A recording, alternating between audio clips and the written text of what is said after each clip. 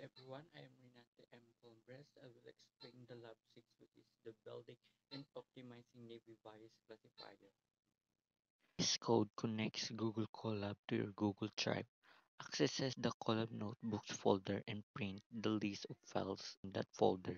This code imports essential Python libraries and tools for data analysis and machine learning, including NumPy and Pandas for data handling.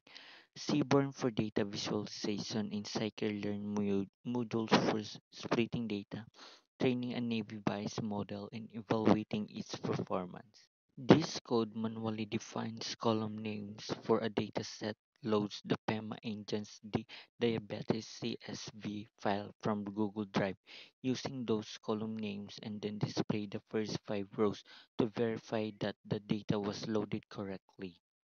This code split the dataset into training and testing set using 80% of the data for training and 20% for testing, and print the shape of the resulting set to confirm the split. This code initializes a Gaussian Navy bias classifier and trains it using the training data X-ray and Y-ray.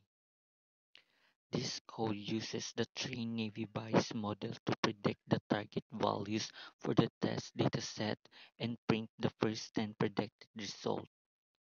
This code evaluates the performance of the model by calculating the accuracy score, generating a confusion matrix, and printing a detailed classification report that includes precision, recall, and F1 score for each class, all based on comparing the predicted labels with the actual labels.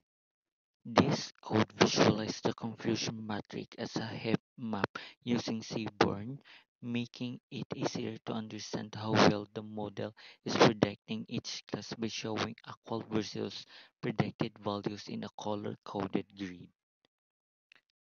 This code performs hyperparameter tuning for the Gaussian Navy Bayes model using testing different values of the various smoothing parameter to find that one that gives the best accuracy through prideful cross-validation, and then retrain the models using the best parameters, making new prediction on the set and print the improved accuracy after tuning.